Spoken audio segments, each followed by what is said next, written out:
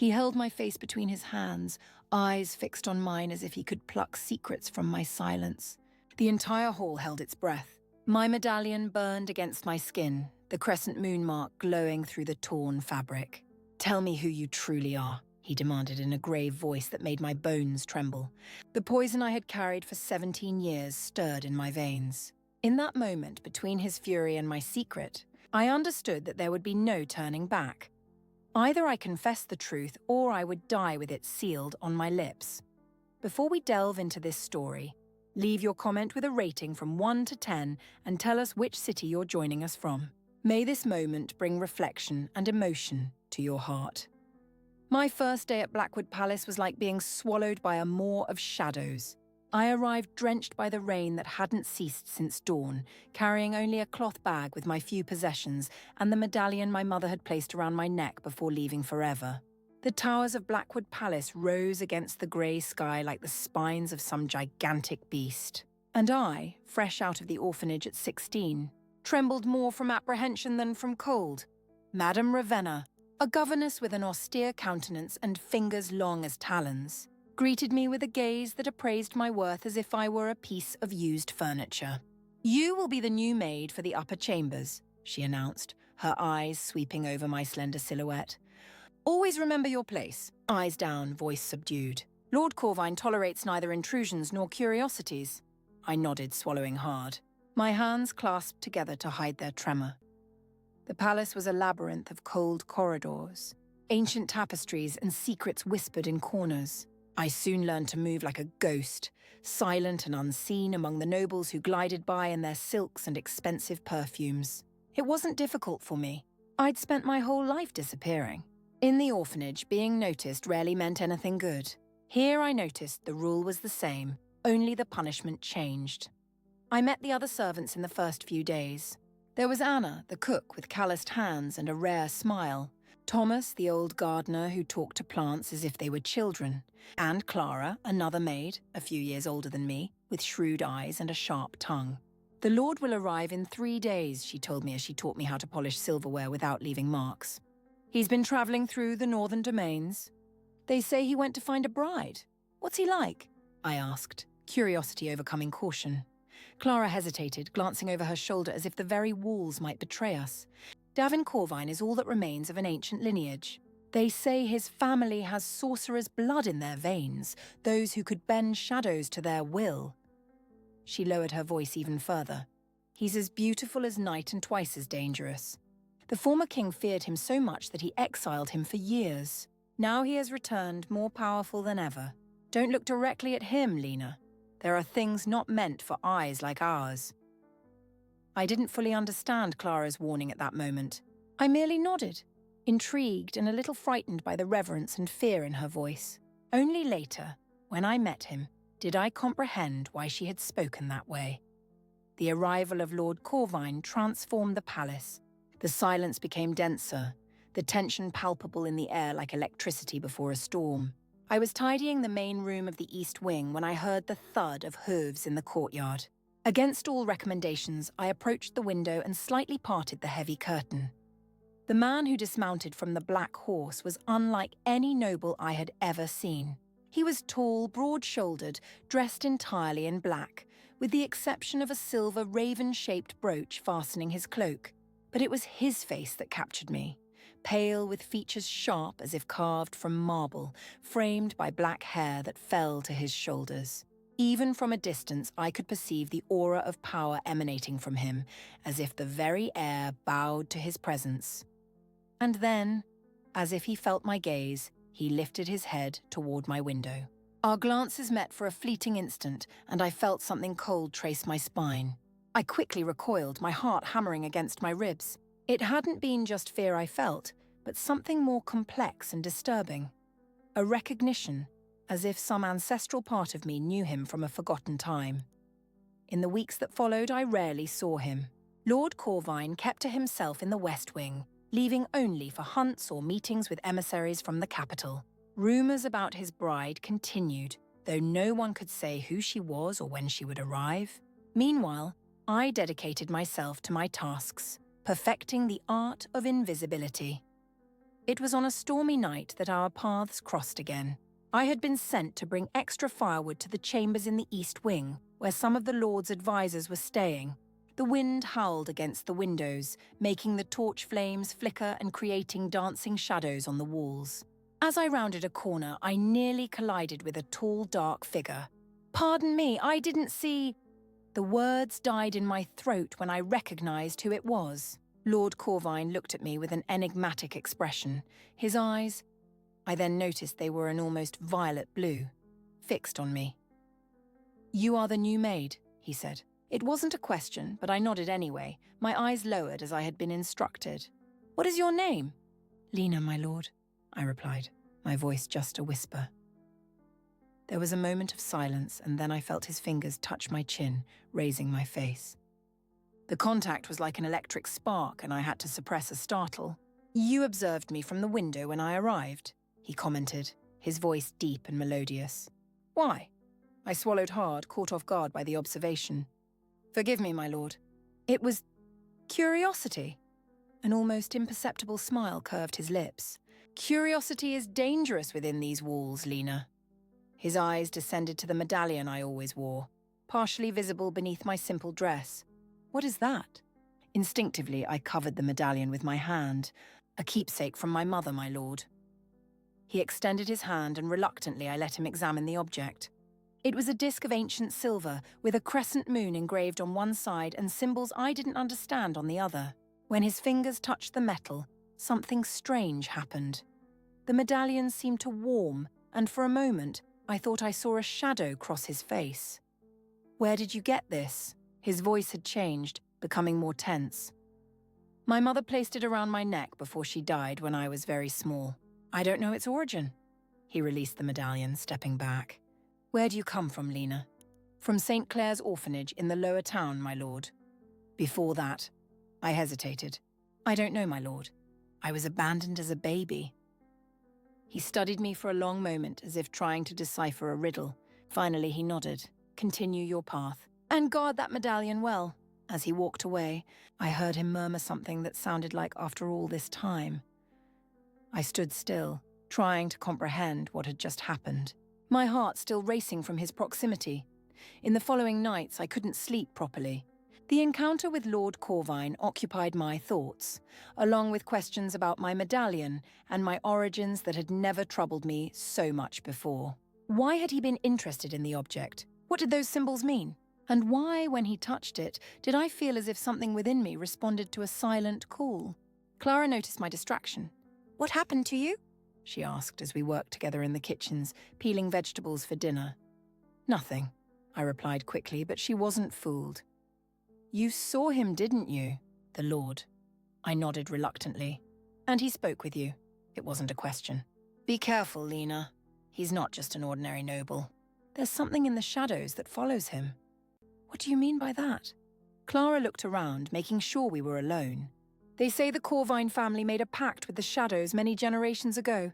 In exchange for power, they offered something precious. But no one knows what it was." She picked up another vegetable. "There's an ancient prophecy. It speaks of someone who will come bearing the moon's symbol, capable of breaking or strengthening the pact." A shiver ran down my spine.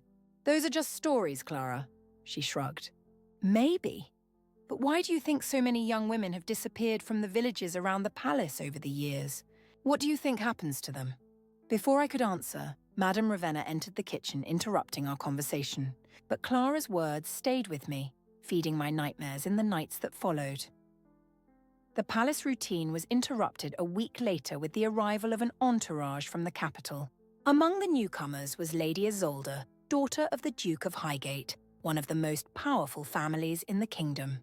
She was a stunning woman with golden hair and an imperious bearing, whose cold gaze analysed everything and everyone as if searching for flaws.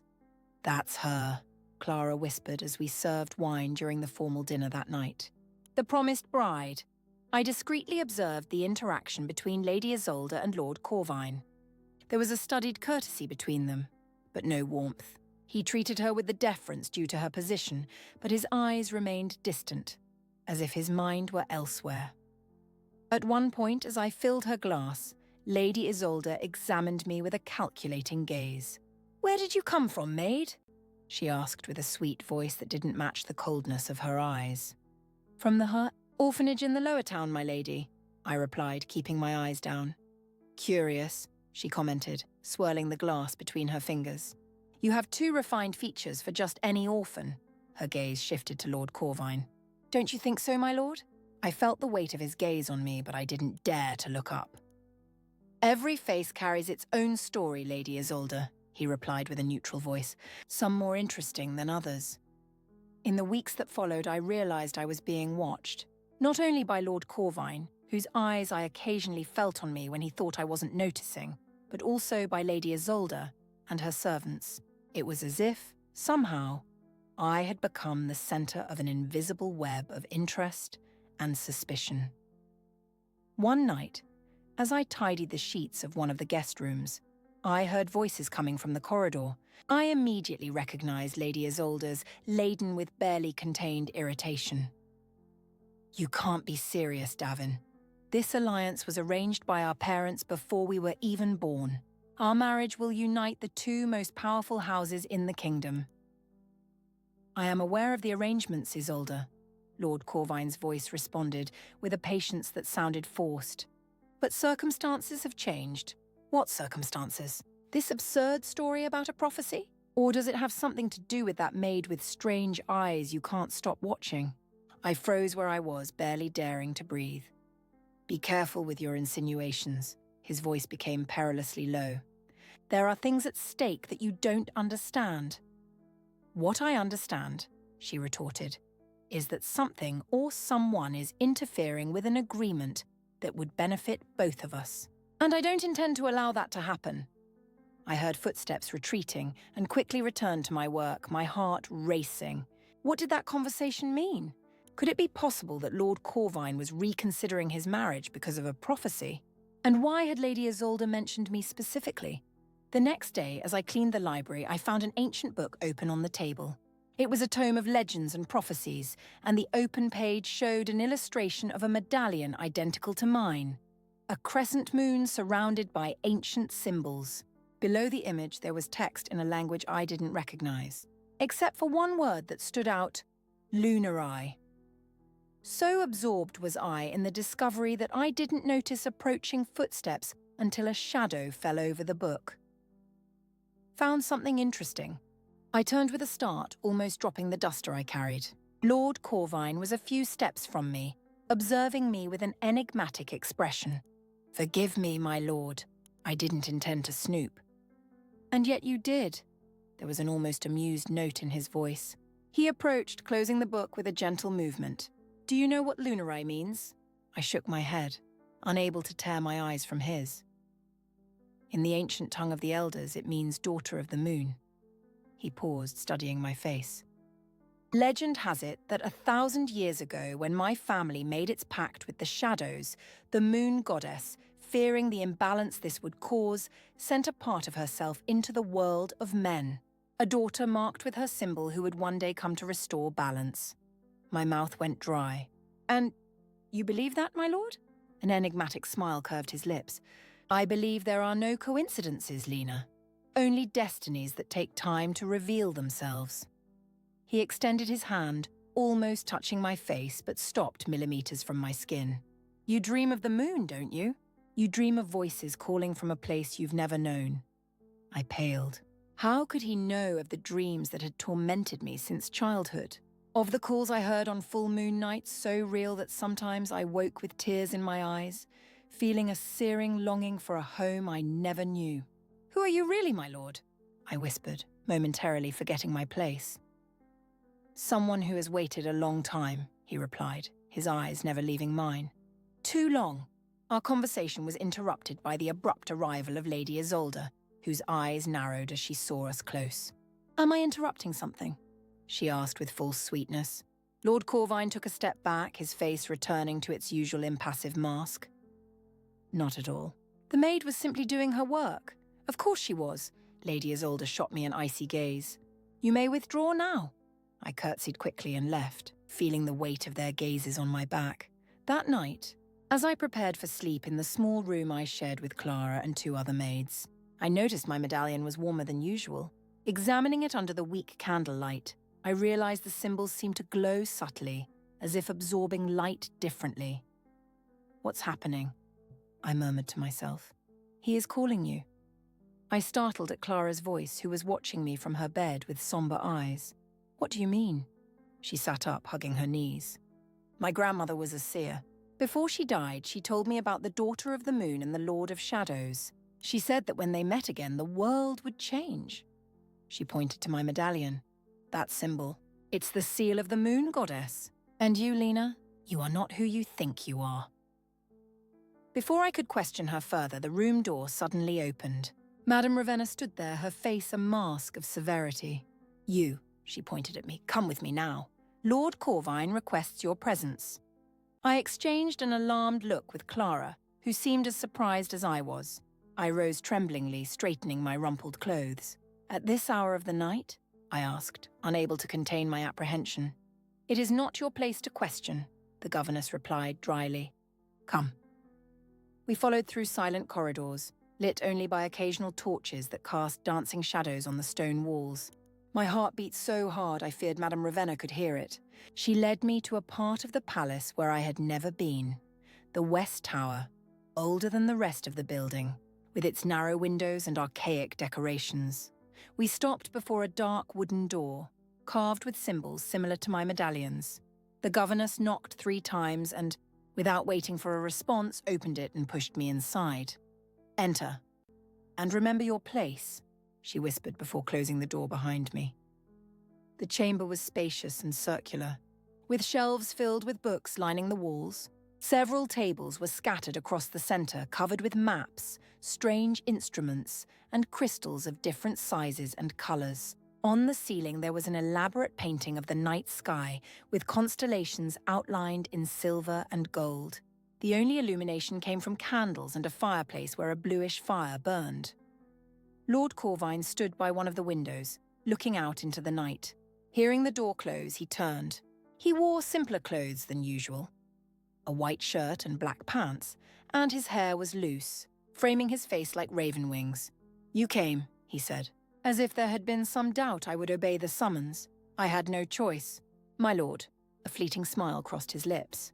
"We all have choices, Lena. Some merely seem inevitable." He moved away from the window, approaching. "Do you know why I called you here?"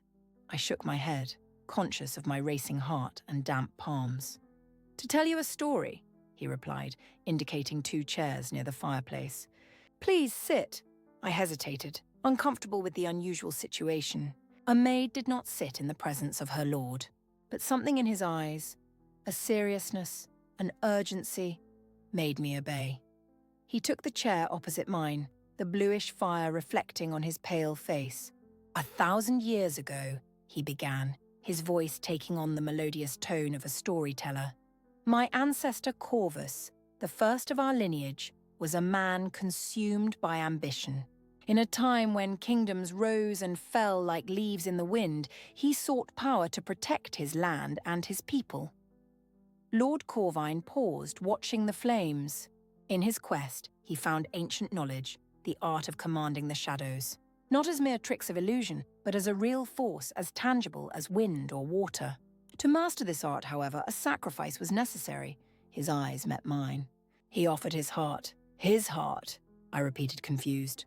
"But how could he live without—" "Not in the literal sense," he explained.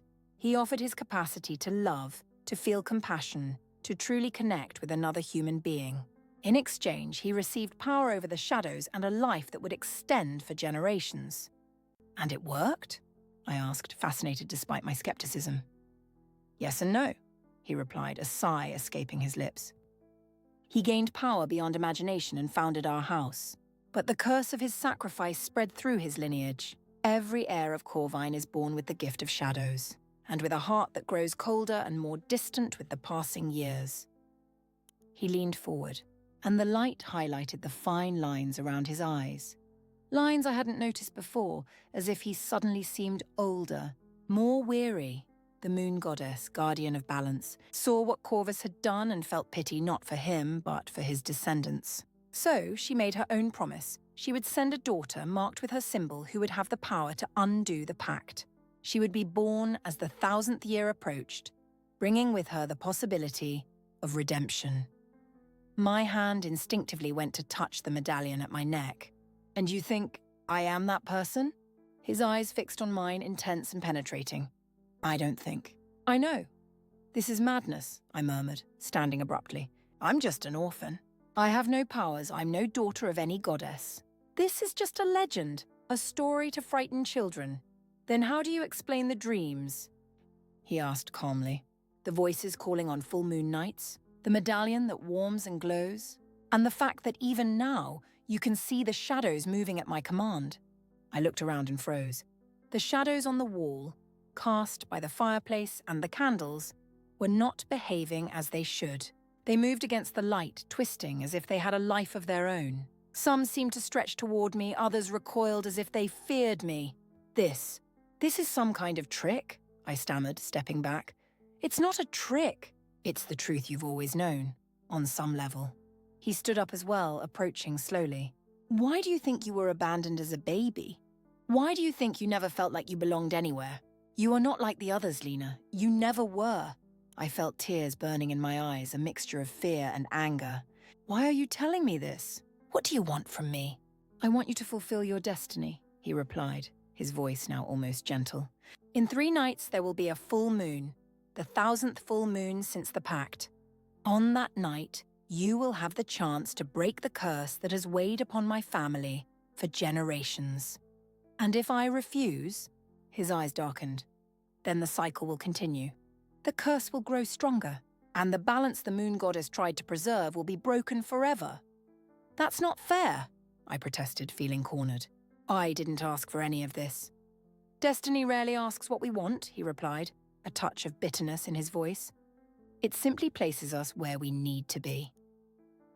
We stood in silence for a few moments, the crackling of the blue fire being the only sound in the chamber.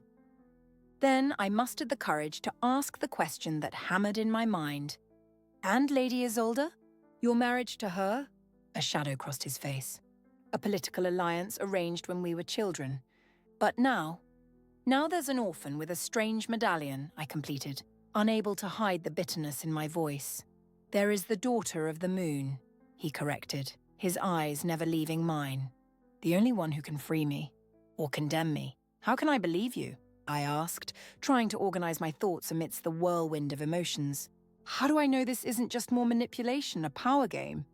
He hesitated, then extended his hand. Let me show you something. Reluctantly, I placed my hand in his. The moment our fingers touched, the world around seemed to dissolve, replaced by rapid, fragmented images. A man in ancient robes kneeling in a stone circle, blood flowing from a cut in his palm. A woman with silver hair standing under the moonlight, tears of light streaming down her face. A sequence of male faces, all with the same violet eyes, each seeming colder and more distant than the last. And finally, a child being handed to a weeping woman, a crescent moon medallion being placed on her tiny neck. When the images ceased, I found myself trembling, silent tears streaming down my face. What was that? Memories, he replied, his own voice hoarse with emotion. Some mine, some that came before me. The weight of 1,000 years of history. And the child, was that me? He nodded. You were entrusted to a woman from the village near the palace, a moon priestess who upheld the ancient traditions. She was to protect you until the time came. His gaze darkened. But there was an attack. The village was destroyed in a conflict between kingdoms. She managed to save you before she died, leaving you at the orphanage. Why? I asked, unable to suppress the lump in my throat. Why didn't you tell me all this before? Why wait until now? Because I myself only discovered it recently, he admitted. My family's records are fragmented. Many were deliberately destroyed by ancestors who feared the prophecy. It was only when I saw your medallion, when I felt the resonance between it and the shadows, that I began to understand. I pulled away, struggling to process everything I had heard and seen. Part of me wanted to reject it all as madness, as an elaborate manipulation. But another part, a deeper, more intuitive part, recognized the truth in his words. as if it were merely reminding me of something I had always known. What exactly am I supposed to do? On the night of the full moon? His eyes shone with an emotion I couldn't identify. Hope, perhaps? Or something more complex? The ritual must take place at the stone circle in the mountains above the palace. There, where the first pact was sealed, you will use the medallion to channel the moon's power. He paused. But there is a price, Lena. There is always a price. What is it? I asked, feeling a chill settle in my stomach. To break the pact, you need to be willing to sacrifice something of equal value to what was originally offered. A heart! The blood drained from my face. Are you asking me to die? No, he replied quickly. Not your life, but the love you could have. The chance to love and be loved completely. I laughed without humor. What love? I'm an orphan, a maid. I have no one. Everyone has the possibility of love, he said softly. It is a potential, a future that could be yours. That is what you would have to sacrifice. Not what you have now, but what you could have. I shook my head, trying to comprehend what he was asking. And what would be the alternative? If I don't make this sacrifice, his eyes became distant, then you would have to strengthen the original pact, accepting and embracing your power, becoming a part of it. And that would mean that you would unite with me, he replied, his voice dropping to almost a whisper. In every sense, as my queen, as bearer of the Shadow's power. Together we would rule with a power the world hasn't seen in millennia. I felt my heart quicken at those words. Are you giving me a choice between sacrificing love or marrying you? The choice is not so simple, he said, a note of sadness in his voice. If you choose me, you will be choosing the shadows as well. You will be embracing the same curse you would try to break. Your heart, like mine, would grow colder with the passing years. But we would be together, I murmured, surprised by the yearning I felt uttering those words. Yes, he agreed, his eyes shining with an intensity that made my heart skip a beat. For all eternity. I recoiled, suddenly aware of the danger of this conversation, of how easily I could be seduced by promises of power and eternity. I need to think, I said, my voice trembling. It's too much to take in at once. He nodded, respecting my retreat. You have 3 days until the full moon. But know, Lena, that others are also aware of the prophecy. Lady Isolde is not just my promised bride. She belongs to a lineage that has sought the Corvine power for centuries. If she discovers who you truly are... She already knows, I completed, remembering her calculating gaze. Or at least she suspects. Then you must be careful, he warned. Very careful. When I returned to my room, hours later, my mind buzzed with everything I had discovered. Clara was awake, waiting anxiously for me. What happened? She asked in an urgent whisper so as not to wake the others. You're pale as a ghost. I told her everything, the words pouring out like a torrent as I tried to make sense of my own story. When I finished, she watched me with wide eyes. So it's true, she murmured. The prophecy. Do you really believe all this? I asked, part of me still wanting to deny it, seeking a more mundane explanation. My grandmother never lied about what she saw, Clara replied, holding my hands. And I always knew there was something different about you, Lena, from the very first day. She paused, biting her lip. But you need to be careful. Lady Isolde, she is not what she seems. What do you mean? Clara lowered her voice even further. I overheard her servants talking. She belongs to a secret order, the Shadow Hunters. They hunt and destroy any trace of ancient magic, especially that tied to shadows. A shiver ran down my spine. She came to kill me? No, she came for Lord Corvine. The marriage is a trap. Once united, she would destroy him from within, using ancient blood spells. Clara's eyes were solemn. But now that you've appeared, you've become the greater threat. If she discovers you are the daughter of the moon... She didn't need to complete the sentence. The danger was obvious. For the next 2 days, I lived in a constant state of tension. I continued performing my maid duties, maintaining my disguise, but every time I crossed paths with Lady Isolde in the corridors, I felt her gaze piercing me like daggers in my back. Lord Corvine, for his part, had become more distant, as if trying not to draw attention to me. Clara became my ally and protector, always vigilant, alerting me to suspicious movements. It was she who noticed Lady Isolde's servants rummaging through the maid's belongings, searching for something. It was she who woke me in the middle of the night when she heard footsteps approaching our room, allowing us to hide before the door was silently opened. On the eve of the full moon, as I served dinner in the great hall, I felt the tension in the air like electricity before a storm. Lady Isolde was especially talkative, displaying a smile that never reached her eyes. Lord Corvine, on the other hand, barely touched his food, his eyes constantly returning to the windows as if calculating the remaining time. It was when I extended my arm to serve wine that disaster struck. Lady Isolde moved suddenly, causing my arm to bump her glass, spilling red wine on her white dress. She rose with a cry, pointing at me in a fury. "You clumsy oaf!" she exclaimed. "That was deliberate." "No, my lady, it was an accident," I stammered, taking a step back. Her eyes shone with triumphant malice. "I'll teach you to be more careful." She raised her hand, and for an instant I thought she would slap me. Instead, her fingers snatched the cord of my medallion, pulling it hard. The cord snapped, and the medallion fell into her hand. The moment she touched it, something extraordinary happened. A flash of silver light erupted from the object, so intense that everyone in the hall had to shield their eyes. Lady Isolde let out a cry, dropping the medallion as if it burned her. When the light subsided, all eyes were fixed on me. The medallion lay on the floor between us, still emitting a subtle glow. "I knew it," hissed Lady Isolde, her eyes now filled with pure hatred. "The daughter of the moon," she turned to those present. "Don't you see? This maid is not what she seems. She is the abomination of the prophecy, sent to corrupt the Corvine lineage." I felt panic swell within me as murmurs spread through the room. Some gazes were of fear, others of curiosity, some even of reverence. Lord Corvine slowly rose, his presence suddenly filling the hall.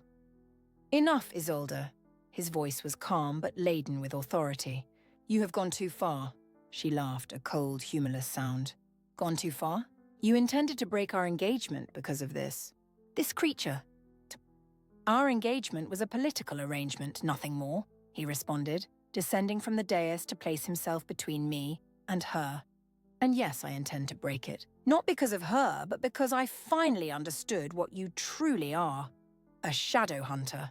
The murmurs intensified. The hunters were feared and respected, but also viewed with suspicion by many. Lady Isolde raised her chin, defiant. "I am proud of my lineage, as much as you are of yours. At least mine did not make pacts with forces that should not be awakened." "Enough!" his voice thundered, and all the shadows in the hall seemed to lengthen and twist simultaneously. "This is my house, and you are no longer welcome in it." Her face contorted with rage. "You have just sealed your fate, Daven Corvine." Her eyes turned to me cold as ice, and hers too. With a fluid movement, she drew a silver dagger from within the sleeves of her dress and advanced toward me. Everything happened very quickly. I saw the glint of the blade descending toward me, heard shouts around me. Instinctively, I raised my hands in a protective gesture. In that same instant, I felt something awaken within me. An ancient, powerful force, as if the very light of the moon ran in my veins. A shield of silver light formed between me and the dagger, repelling the blow. Lady Isolde stumbled back, her eyes wide with surprise. Before she could recover, Lord Corvine was at her side, his hand seizing her wrist with enough force to make the dagger clatter to the floor. "Guards!" he called, and immediately 2 armed men appeared, holding Lady Isolde by the arms. "Escort our guest and her entourage out of Corvine's domains. Now." As she was dragged away, her eyes never left mine, conveying a silent promise of vengeance. The hall fell into a stunned silence, all gazes alternating between me and Lord Corvine. I bent down tremblingly to pick up my medallion. As I touched it, the light diminished until it was only a subtle glow. When I stood up, Lord Corvine was at my side, his face an unreadable mask. "Are you all right?" he asked in a low voice. I nodded, unable to form words. He turned to those present, his voice taking on the authoritative tone of a ruler. "What you witnessed today is only the beginning. Tomorrow night, when the moon is full, a 1,000-year cycle will come to an end." His eyes swept over the attentive faces. Some of you know the stories, the legends about our family. Know that they are true, and know also that this young woman," he indicated me with a gesture, "is not a simple maid, but the daughter of the moon, sent to fulfill an ancient prophecy." I felt myself blush under the collective scrutiny, wishing I could disappear. But a part of me, a new and strangely confident part, stood tall, accepting the gazes with a dignity I didn't know I possessed. "From this moment forward," Lord Corvine continued, "she will be treated with the respect due to her position. Anyone who dares to insult or threaten her will answer directly to me." With those words, he placed his hand on my shoulder, guiding me out of the hall. The attendees parted, some making hesitant bows, others watching with expressions of astonishment and confusion. When we reached a deserted corridor, away from curious gazes, he stopped, turning to me with evident concern. "Isolde is dangerous. She will not give up easily. What should we do?" I asked, still shaken by the recent events. "The ritual must happen tomorrow night as planned. But now we need to be even more cautious." He hesitated, as if pondering something difficult. "Do you feel something different within yourself?" I reflected on the strange sensation I had when I defended myself, that current of power that seemed to flow from somewhere deep within my being. "Yes, as if something is awakening." He nodded, not appearing surprised. "Your true power is beginning to manifest. The proximity of the full moon, the danger, the revelation of your identity. All of this is accelerating the process." His eyes met mine. "But that also means your choice is approaching. You will have to decide. Break the pact, or strengthen it." The reality of my situation fell upon me with its full weight. In less than a day, I would have to make a choice that would change not only my life, but potentially the balance of forces far beyond my comprehension. "I'm afraid," I admitted, feeling suddenly very young and unprepared. To my surprise, he raised his hand and touched my face gently, a gesture so intimate it made my heart race. "Fear is natural in the face of the unknown, but you are stronger than you imagine, Lena. You always were." That night, I did not return to the maids' dormitory. By Lord Corvine's order, I was settled in a chamber in the north wing of the palace, an elegant room with a soft bed, silk curtains, and a window offering a view of the mountains where, tomorrow night, my destiny would be sealed.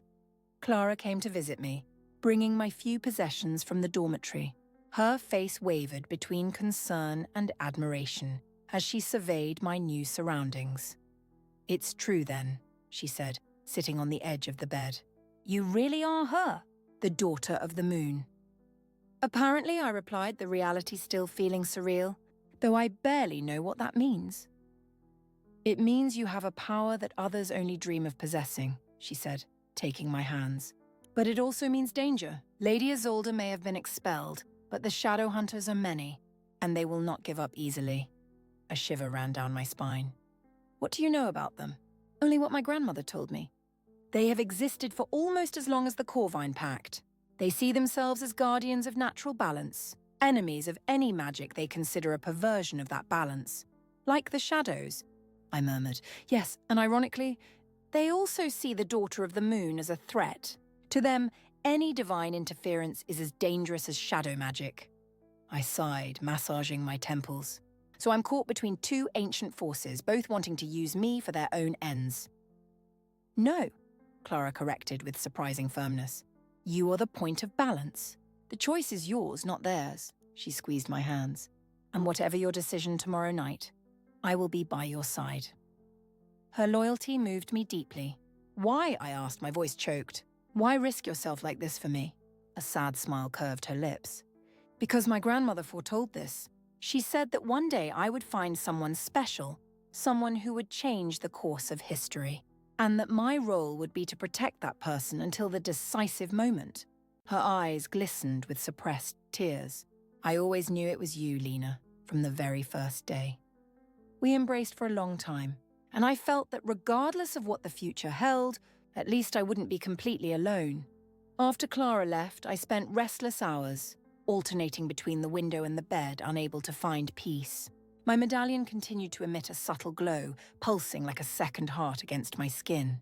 When the night was already well advanced, a soft knock at the door startled me. It was Lord Corvine. still dressed despite the late hour, his face showing signs of weariness. "May I come in?" he asked. I nodded, stepping aside. He entered, his eyes sweeping the chamber before settling on me. "Can't you sleep?" "Tata, there's much on my mind." An understanding smile curved his lips. "Understandable." He approached the window, looking at the starry sky. "The moon is already almost full. Tomorrow night, it will be at its peak." I joined him by the window, observing the silver crescent that illuminated the distant mountains. "Is the stone circle there?" I asked, pointing to a specific peak. "Yes, an ancient place older than the pact itself." He hesitated, as if pondering his next words. "Lena, there's something I need to tell you. Something about your choice tomorrow." I turned to him, noticing the tension in his posture. "What is it?" "When I spoke about your options, to break the pact or strengthen it, I didn't tell you everything." His eyes met mine, serious and somber. "If you choose to break the pact, sacrificing your chance for future love, that won't be the only price. You will also be freeing me." "Freeing?" I repeated, confused. "From what?" "From life," he replied simply. "The original pact extended Corvus's life far beyond the natural. That longevity was passed down to his descendants. I am not as young as I appear, Lena." My heart quickened. "How old are you?" A sad smile crossed his face. "More than I care to admit. Let's just say I've seen empires rise and fall. I've seen the landscape change, forests grow where there were once empty fields." He paused, his voice lowering. "And I've seen many full moons, awaiting the one that would bring you." The implication of his words hit me like a physical blow. You are Corvus himself? The first?" "No," he replied quickly. "I am his direct descendant, the last of the lineage. But I have lived too long, Lena. Too long with a heart that grows colder each day, more distant from what it means to be truly human." I felt a wave of compassion for him, imagining the loneliness of such a long and isolated existence. "So, if I break the pact, my life will return to its natural course," he completed. "I will age like any man, and eventually I will die like any man. And if I choose to strengthen it, if I unite with you," his eyes gleamed with something that seemed almost like hope, "then we will share eternity. You will become like me, powerful, almost immortal. We will rule together, masters of shadows and light. But my heart will also grow cold," I observed. "In time, yes. It is the price of power." He took a step toward me. "But perhaps together we can find a balance I never found alone." There was a yearning in his voice that made my own heart respond, a call that went beyond words. For a moment I envisioned this possibility. A life by his side, learning the secrets of shadows and light, no longer a nameless orphan, but a queen with power beyond imagination. But then I remembered the coldness I sometimes saw in his eyes, the way the shadows writhed at his command. Would that be my destiny too? To gradually become distant, disconnected from the humanity I once knew? "I need to know," I said finally. "I need to know if what I feel for you is real or just the call of destiny. I need to know if what you feel for me is genuine, or just the recognition of my role in the prophecy." He looked at me for a long time, his violet eyes deep as the night sky. "What we feel for each other is real, Lena. Perhaps it was shaped by destiny, but that doesn't make it any less true." He extended his hand, touching my face with a gentleness that seemed to contradict everything I knew about the Lord of Shadows. "From the moment I saw you, something within me recognized you. Not just as the daughter of the moon, but as someone who could understand me. Someone who could see all of me and not just the power or the curse." My heart beat so hard I thought he might hear it. "And if I choose to break the pact? If I choose to free you, even knowing that it would mean losing you? Then I will accept that choice, with gratitude for the end of an existence that has become more burden than blessing." His fingers traced the line of my jaw, sending shivers down my skin. "But I cannot deny that a part of me hopes you choose the other path, the path that would keep us together." In that moment, with the almost full moon shining through the window and his eyes fixed on mine, I felt as if I were on the brink of a precipice. One step in any direction would change everything irrevocably. And for the first time since I discovered my true identity, I realized that the power of choice was truly mine. Not the moon goddesses, not the Corvines, not the shadow hunters. Mine. When dawn finally broke, it brought with it a strange calm. The storm of emotions from the previous night had given way to a clarity I hadn't expected. I rose watching the rising sun paint the distant mountains gold and pink, knowing that when it set again, nothing would be the same. There was a knock at the door and Clara entered, bringing a dress I had never seen before. A silver blue that seemed to capture and reflect light in an unusual way, with delicate silver thread embroidery forming patterns of moons and stars. From him, she explained, holding out the dress. For tonight. I touched the fabric, marveling at its fluid, almost liquid texture. It's beautiful. Clara helped me prepare throughout the day, not only with the dress and my hair, but also with small rituals her grandmother had taught her. Herbs burned for purification, ancient words whispered as she braided silver ribbons into my hair. For protection, she explained, placing a small pouch of dried herbs and crystals in my hand. Not everyone in the palace is happy with what will happen tonight. The old ones fear change, and the shadow hunters have eyes everywhere. Her concern was not unfounded. Throughout the day, I noticed nervous glances from older servants, whispers that ceased when I approached. The palace itself seemed to hold its breath, awaiting nightfall. When the sun finally began to set, Lord Corvine came to fetch me. He was formally dressed, all in black, except for silver details that echoed the design of my own dress. His eyes widened slightly at the sight of me, a flash of admiration crossing his usually impassive face. "You look stunning," he said, extending his hand. "Shall we go?" Clara accompanied us to the courtyard where horses awaited, a black one for him, a silver-white one for me. I embraced her briefly, feeling her tremble with emotion. "Come back to me," she whispered. The journey to the stone circle took about an hour, winding along trails through the dense forest that covered the mountain slopes. As we advanced, I felt the medallion at my neck grow warmer and warmer, pulsing in sync with the moon that began to rise on the horizon. Large, round, and bright as I had never seen before. The stone circle was exactly as the name suggested. A ring of ancient monoliths, worn by time, rising against the night sky like silent sentinels. In the center there was a flat stone resembling an altar, with carved symbols I recognized as similar to my medallions. We dismounted a short distance away, and Lord Corvine led me by the arm to the clearing where the circle stood. The entire place seemed to vibrate with an ancient energy, as if the stones themselves were alive and aware of our presence. "The ritual must begin when the moon reaches its zenith," he explained, his voice low and reverent in that sacred space. "We have about half an hour." I nodded, my eyes sweeping the circle, absorbing every detail. It was then that I noticed we were not alone. Hooded figures slowly emerged from the surrounding forest, forming an outer circle around the stones. Instinctively, I took a step closer to him. "Who are they?" I whispered. "Some are members of my house, guardians of the Corvine secrets," he replied, his hand squeezing mine reassuringly. "Others are priests and priestesses of the moon who have maintained the faith through the centuries, awaiting this moment." The figures kept their distance, observing in respectful silence. I felt a strange connection with them, as if we were part of a greater whole that transcended our individual existences. As the moon rose higher in the sky, the glow of my medallion intensified, now visible even through the fabric of my dress. A surging energy seemed to flow through me, as if every cell of my body were awakening to a power that had always been dormant within me. "It's almost time," Lord Corvine said, his face solemn in the moonlight. "Have you made your decision?" I looked at him. This man who carried the weight of centuries, trapped between power and curse. I thought of everything I had discovered in the past few days, of the possibilities that opened before me. A life as Queen of Shadows by his side, powerful and almost immortal, but with a heart that would gradually grow cold.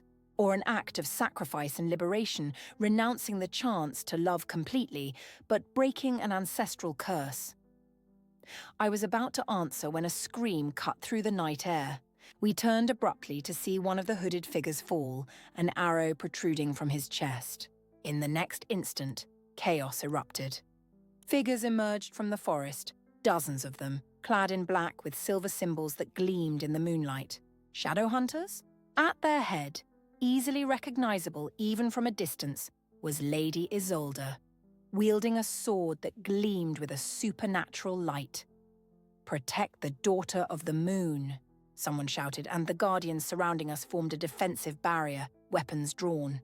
Lord Corvine pulled me behind him, his face transforming into a mask of icy fury. "Stay close to the altar," he instructed, his voice tense. "The ritual must happen no matter what transpires around us." Fierce combat erupted around the circle, swords clashing, cries tearing through the night. Lord Corvine raised his arms, and the shadows answered his call, rising from the ground like living serpents, attacking the invaders with lethal precision. I retreated to the altar, my heart hammering against my ribs. The moon was almost directly overhead, its glow intensifying with each passing moment. The medallion at my neck now burned like fire, and I felt a surging power within me, seeking release. Lady Isolde cut a path through the battle, her eyes fixed on me with pure and relentless hatred. "You will not complete the ritual," she shouted, advancing with her sword raised. Lord Corvine intercepted her, his own blade meeting hers with an impact that sent sparks through the air. "This is not your place, Hunter," he growled, the shadows around him twisting violently. I watched, paralyzed. As they dueled, he with the grace and precision of centuries of experience, she with the fanatical fury of one who believes herself fighting for a sacred cause. Around them, the battle continued, but it seemed distant and unreal, as if the world had narrowed to just the three of us and the inexorable advance of the moon. It was then that I realized the moment had come. The moon was directly overhead, bathing the altar in silver light. The medallion at my neck seemed to have a life of its own, pulsing with a nearly blinding glow. Instinctively, I knew what to do. I removed the medallion and placed it on the altar, in the center of a circular carving that seemed made specifically for it. The instant the metal touched the stone, a pillar of silver light erupted toward the sky, connecting the altar to the moon. The battle around us stopped momentarily, all eyes turning to the supernatural phenomenon. Lady Isolde took advantage of the distraction to shove Lord Corvine away and advance toward me, sword raised. "No," he cried, struggling to regain his footing, but there was no time. Lady Isolde was a few steps away, her sword descending in a deadly arc. I closed my eyes, awaiting the impact. It never came. When I reopened my eyes, I saw something extraordinary. Lady Isolde's sword had stopped inches from my face, held back by an invisible barrier of light. The pillar of lunar energy emanating from the medallion had expanded, forming a protective sphere around me. "This is not possible," she hissed, striking the barrier repeatedly to no effect. I felt power flowing through me as never before, every fiber of my being resonating with the moon's energy. Words came to my lips without my seeking them, an ancient language I'd never studied, but somehow knew intimately. Lord Corvine had approached, stopping at the edge of the luminous barrier that surrounded me. His eyes met mine, a silent question in them. It was the moment of choice. I extended my hand, reaching through the barrier to touch his. The instant our fingers met, I had a clear and crystalline vision, not of the future, but of the present in its purest, truest form. I saw who he truly was beyond the curse and the power. I saw the man behind the myth, the loneliness of centuries, the yearning for connection, the burden of a pact he never chose, but bore with dignity. And I also saw who I was, not just the daughter of the moon, a piece in a cosmic game, but Lena, with my own desires, fears, and dreams. "I choose," I announced, my voice strangely amplified by the energy surrounding me. A new path. The medallion on the altar began to spin faster and faster, its glow intensifying until it was almost impossible to look directly at it. The words continued to flow from me as if another voice spoke through mine. Neither to break nor to strengthen, but to transform. What was separated shall now be united. Shadow and light, in perfect balance. I pulled Lord Corvine inside the luminous barrier. The moment he crossed the threshold, his shadows followed him, merging with the light in a hypnotic dance. The medallion exploded in a flash of light so intense that everyone around had to shield their eyes. When the light subsided, the medallion had transformed, no longer just the crescent moon, but a complete circle, half gleaming silver, half deep shadow in perfect balance. And within the barrier, Lord Corvine had changed too. The lines of exhaustion on his face had softened, and his eyes, still violet, now gleamed with a life I had never seen before. "What have you done?" he whispered, admiration and confusion mixing in his voice. "I chose a balance," I replied, feeling the power still flowing through me, but different now. No longer wild and oppressive, but controlled and harmonious. Neither sacrifice nor submission. A new alliance, where shadow and light coexist. The barrier around us began to expand, now encompassing the entire stone circle. Lady Isolde recoiled, horror in her eyes as the light advanced toward her. "This is an abomination," she cried, but her voice trembled with uncertainty. When the light reached her, it did not destroy her as she clearly feared. Instead, it enveloped her like a soft mist, and I saw her eyes widen at whatever she was experiencing. Around the circle, the battle had ceased completely. Shadow hunters and Corvine guardians alike stopped, observing the supernatural phenomenon with astonishment and reverence. The transformed medallion rose from the altar, floating to me. When I touched it, I felt a current of knowledge flow directly into my consciousness. The true history of the pact, the intentions of the moon goddess, the balance that had always been the ultimate goal. "I understand now," I said, turning to Lord Corvine, no, to Davin. For now he was just Davin to me, no longer a title or a legend. The pact was never meant to be broken or strengthened. It was meant to evolve. The curse was not the power of shadows, but the imbalance it caused. He looked at me with a new understanding dawning in his eyes. "And you brought the balance." "We brought it," I corrected, taking his hands in mine. "Together." The light barrier continued to expand, now encompassing the entire clearing and beyond, bringing with it a sense of peace and clarity that seemed to soothe even the most agitated spirits. I saw Lady Isolde lower her sword, confusion and something close to reluctant comprehension on her face. When the light finally dissipated, returning to the medallion that now rested at my neck, the silence that followed had an almost sacred quality. It was Davin who broke it first, addressing not only me, but everyone present. "The 1,000-year cycle has ended," he announced, his voice carrying an authority that no longer came solely from power or fear, but from something deeper. Not with destruction, as some feared, nor with domination, as others hoped, but with transformation. He turned to Lady Isolde, who remained motionless, her sword lowered. "The shadow hunters have always feared what they did not understand. Today you saw the truth with your own eyes. The question is, what will you do with that knowledge?" She stared at him for a long time, then her eyes turned to me. I saw the conflict on her face, generations of indoctrination battling against the direct experience she had just had. Finally, she sheathed her sword.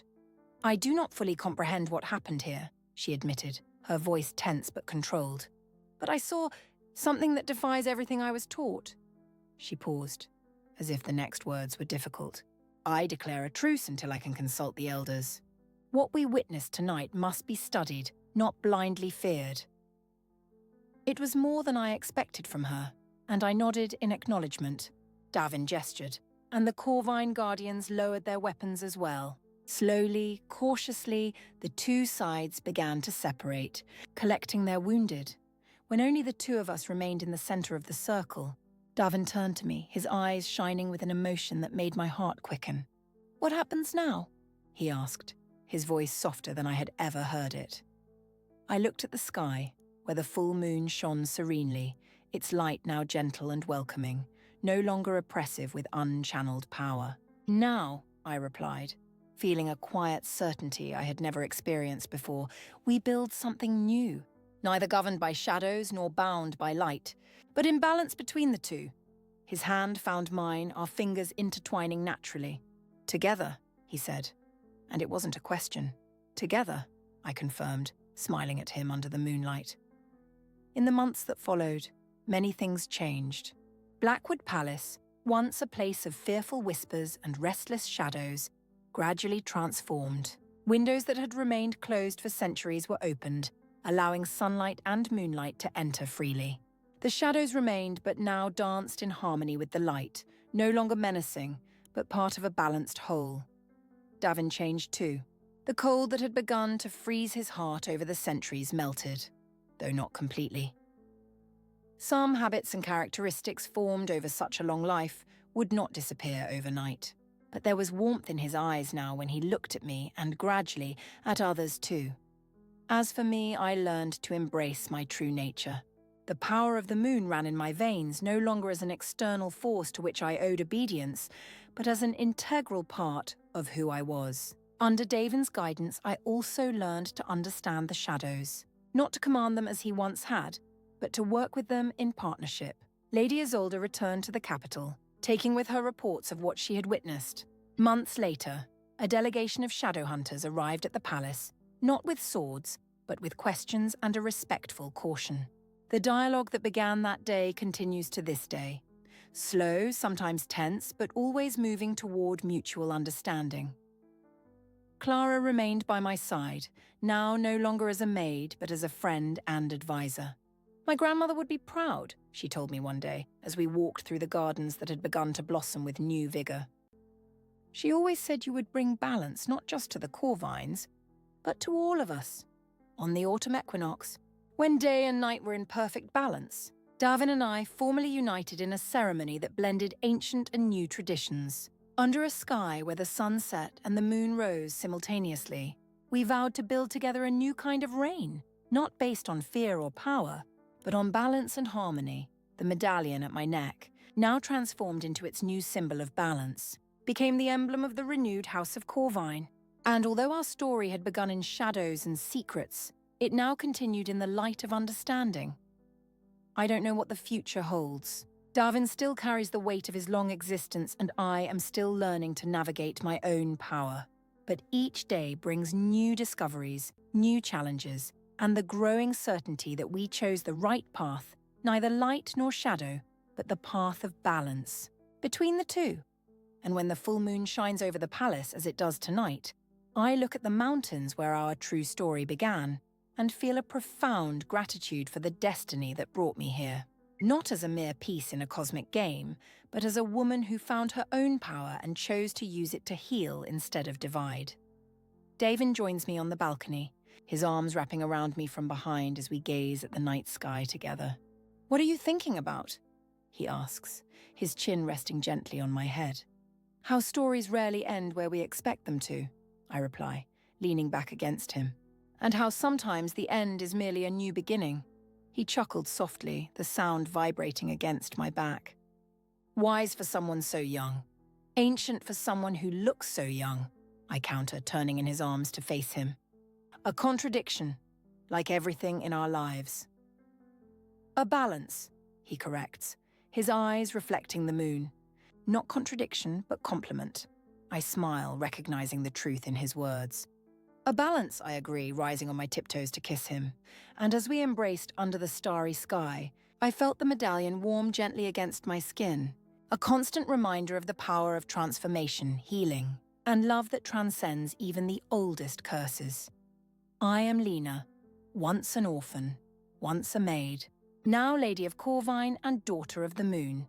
And this is my story, not of shadows or light, but of the sacred space between the two, where true power resides.